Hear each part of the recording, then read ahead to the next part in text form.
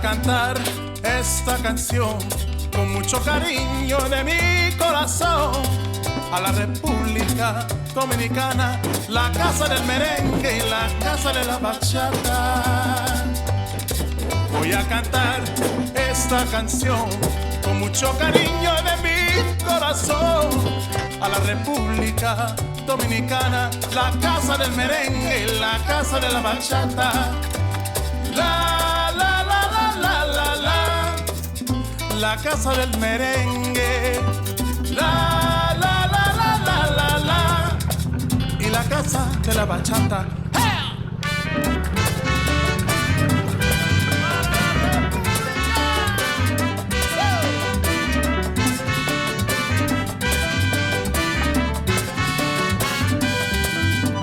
Música, música, música, te traigo música, música, música, música de la República. Hey folks, welcome back to Jerome Bee Farm and Homestead. So this is one of the favorite times of the year as a beekeeper. So it's a super day. We're going to put our honey supers on. It's April 1st, 2022 and April Fool's Day, but I'm not fooling. We're really going to do it. So I try to keep 30 hives, and which I do have. I believe I got like 26, but they're not all really strong and ready for a honey super. So I brought 14 supers with me, and 4 or 5 of those are going to get doubles. I have some really strong hives that I did not rotate. They had brood in the top and the bottom, and they're going to get 2 supers right off the bat. So they can handle that. They can fill them both out, I believe. That's the plan anyway. So one thing I've learned about beekeeping, no matter what you plan, the bees are going to probably do something different, and the weather is not going to cooperate with you. So I wanted to do this last week, but it's been cold and rainy. But so we got a nice break in the weather today. It's about 60 degrees, light winds, but we got a front coming in behind me. It's supposed to rain here in a couple hours, so hopefully we can get these on and get them all set. The red buds are, I'd say, 25 to 30% in bloom. They're going to open up even more, and that's when the nectar flow is really going to hit heavy.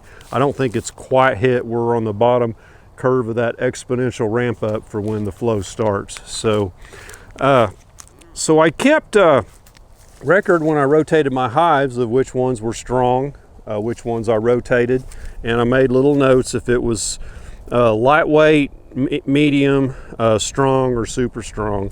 So the super strong ones are going to get 2 honey supers. I also took some miscellaneous notes about, I got a couple of laying worker hives, or drone layer, whatever you want to call it, and I got one I suspect is queenless over there in the woods, number 29 or 30. But so we got 1, 2, 3, 4, 5 we're going to double super that are really good, so that's a good thing there. But I really have quite a few that I'm not even going to put a super on them. In fact, a couple I reduced down. They were not doing that great. So, and you always have a few queens that aren't doing so good, but it seemed like it may be a little more this year. Not sure what's going on. But anyway, that's enough of that. Let's get to unloading these supers, and I'm going to use my notes and just haul them out there. And I'm going to use queen excluders. So I call this a queen excluder. Some people call it a honey excluder. It's got a little bit of comb on there from last year. That's okay. It's not enough to really hinder them. But you can melt this with a hot air gun and get that off of there. But I don't have time to do that. I'm just going to put them on like this. So what this does, you put this on the top of the box, you put your honey super on top of that. So the queen is down here. She can't go through this. Her butt's too big to fit through those grooves.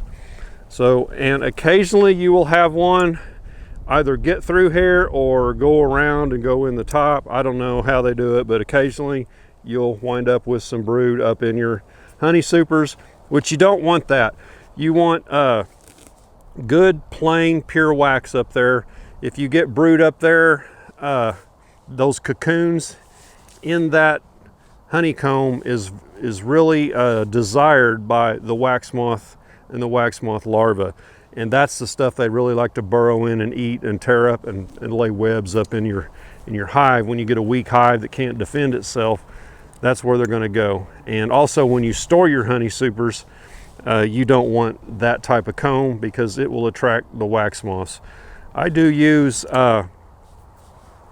wax moth crystals to keep the moths out for the first part until the first freeze, and I don't put any more on through the winter. I just uncover them in the spring. I uncovered them a week ago, and they're ready to go. So let's get going and get our honey supers on our hives. Okay, one more thing real quick. I want to give you a quick explanation of how I'm going to kind of do this. So I've got noted which hives I want to work on, which ones I want to put the supers on. So I'm going to take the excluders out there and just lay it on the top.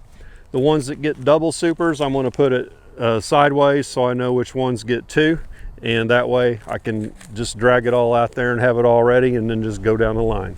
All right, now let's get going.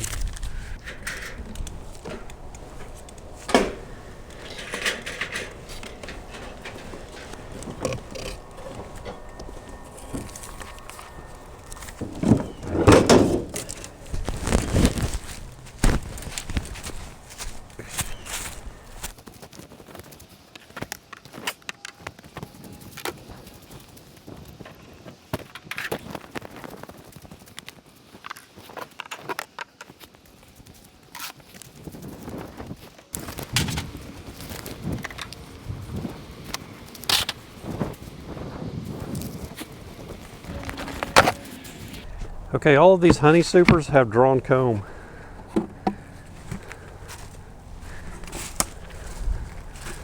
So this is fresh from when I harvested it last year in the summer, where I cut it with a hot knife, took the cappings off, and you can see how nice that comb is there. So when you put nice drawn comb like this on a hive, they don't have to draw that out, and it takes them far less nectar to fill this up because they just fill it up with the nectar. They don't have to use that nectar resource to build the wax and build the comb up. So I think I heard or read somewhere it takes 3 times the amount of nectar to build the comb than it does to just put honey in it or nectar in it straight.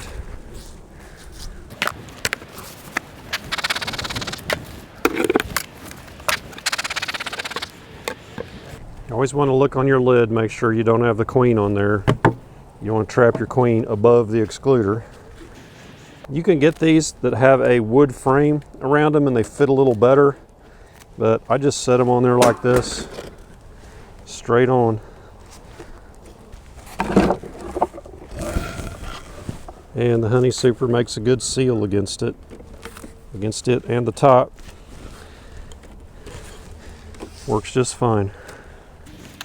So I don't think it's worth that extra expense to buy the ones that have the little wood spacing like that on there. They probably fit a little more snug, but I don't have any problems with them. Anytime you add height to your hives and it's a fresh box, it's not going to have a good propolis seal. It's not going to be stuck down real good, so it's susceptible to wind. So we're fixing to have a windstorm here with this rain coming in. So it's a good idea to have a rock on there, and I don't have them on all of mine, but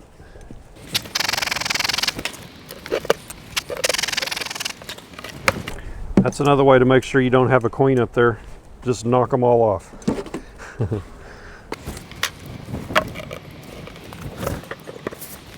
Well, I forgot something. Oh, good grief.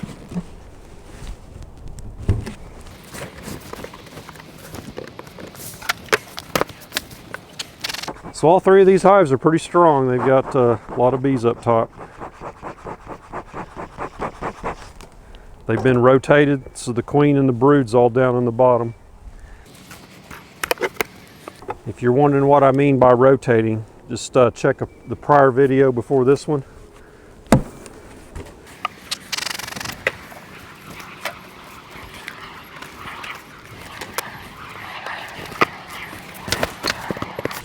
So Hive 7 here is one of my super strong ones, so I put the excluder up here to remind me to put 2 on this one. Lots of bees in this sucker. Yeah, look, they're already building cross comb up in here. So I had this top inner cover flipped over so I could get a pollen patty on there. But you can see how strong that is. And they built this, so because they had that little extra bee space in there, looks like they put some drone comb, or that may have nectar in it. But we'll clean that off of there and get them some space, because we'll have to watch this hive for swarm cells being that crowded. Yeah, you can see right here a little bit of remnants from the pollen patty that's left. So this side here I was thinking is honeycomb, but this side here has the bigger cells. I was thinking that was drone comb. But there's no eggs up in here, so the queen hadn't been up there messing with it yet.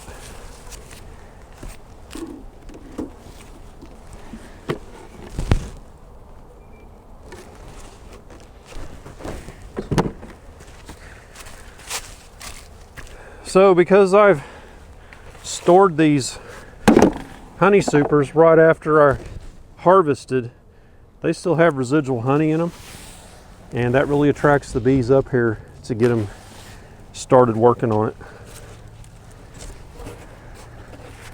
I don't put my honey supers outside and let the bees clean them off anymore. It creates a big mess, plus they tear the comb up a little bit, so I just store them right away.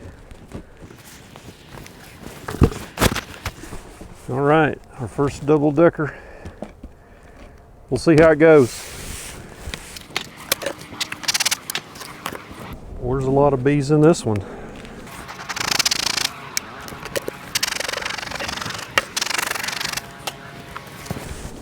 Looks like they're mainly concentrated over here, so.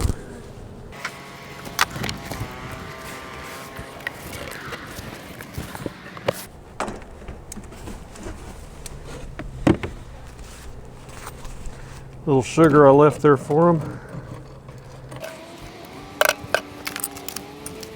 This one I noted is questionable because it wasn't real strong.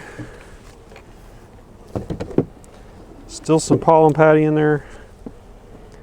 Yeah. I think I'm going to skip this one. I've just got a few bees right in here. Let's look in the bottom real quick. Well, that doesn't look bad.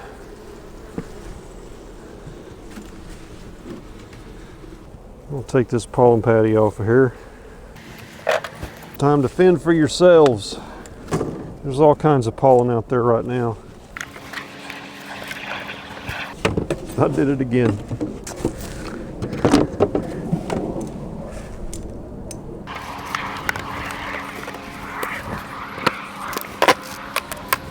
This here to remind me to keep an eye on this one.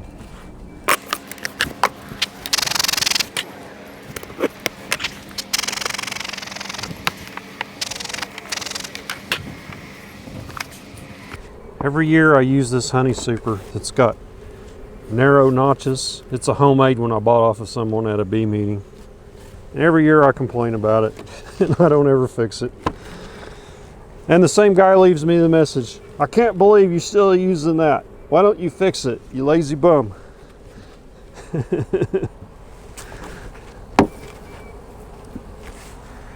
And here we are again,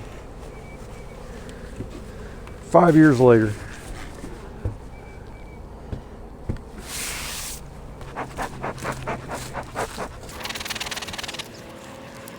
Looky, it's my Cayman Reynolds hive tool.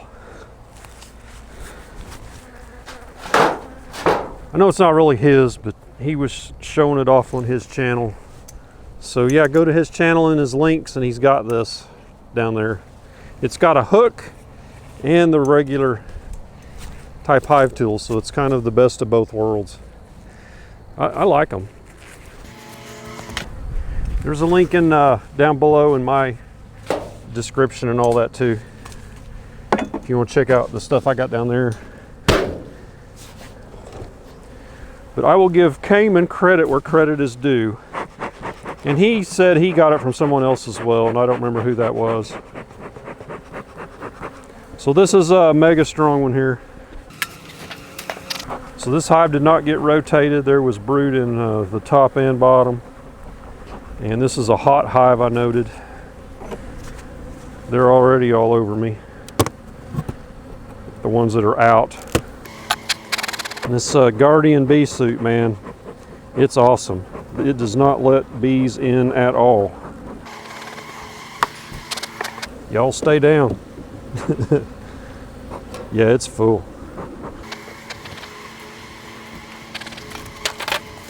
What's this? A process improvement. I'm going to do 2 at once. Look all the time I saved. This is your Lean Six Sigma beekeeping class.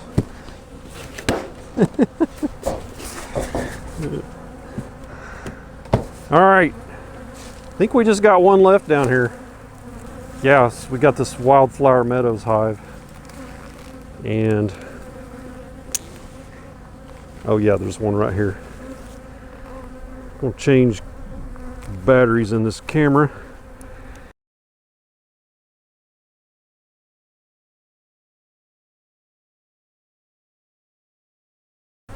Okay, this hive here looks really strong.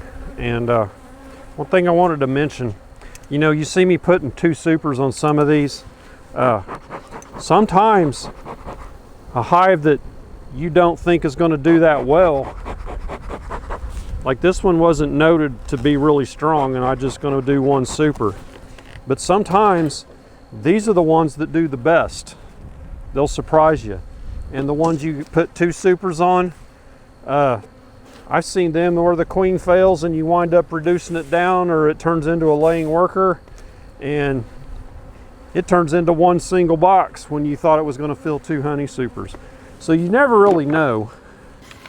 But these hives that are really pretty weak, I'm definitely not putting a super on them. They got a whole top box they can work on. They're definitely not ready for a honey super. But this one here, this one might surprise me. It built up fast since I rotated them a week ago. So there's probably a lot of brood in there that emerged since that time. All right, do the last one on this end, Wildflower Meadows. So I got high expectations for this hive because it's got the nice queen in it from Wildflower Meadows that they gifted me. So I'm gonna put 2 on it just so she knows I've got high expectations for her. And this was overwintered as a single, and it was very strong. About 4 weeks ago, I added the second deep, so they haven't been rotated. I really like their queens, so check out wildflowermeadows.com. I've always had good luck with their queens. Looks like they're mostly over in this area here. I've got a lot of undrawn comb up here. So they're going to spend more time drawing that out than they are with these supers. I'm taking back what I said. I'm just going to put 1 on here. It would not be a smart decision to put 2 supers on this. I only have bees in this little area right here. And these 4 or 5.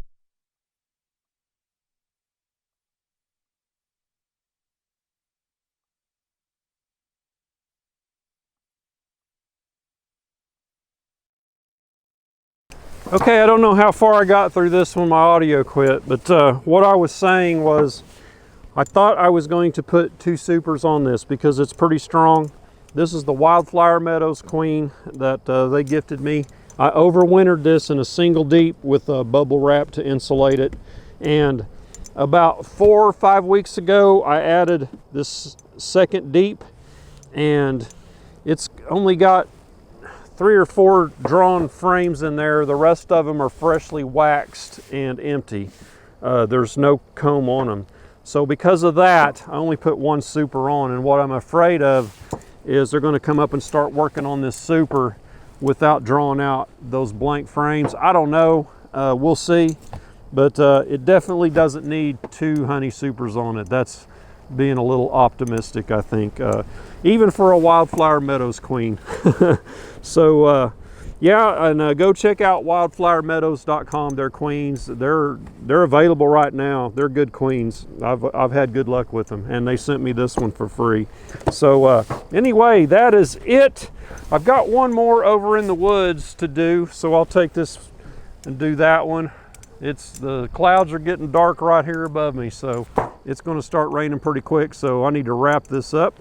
So give me a thumbs up, and don't forget to subscribe on your way out. We'll be working on the hives that are queenless, and I've got 2 drone layers and 1 queenless hive that I need to resolve in between all of this. So I needed to get the supers on first, and that's done. So we'll catch you on the next beekeeping video when I'm taking care of that stuff. Y'all take care.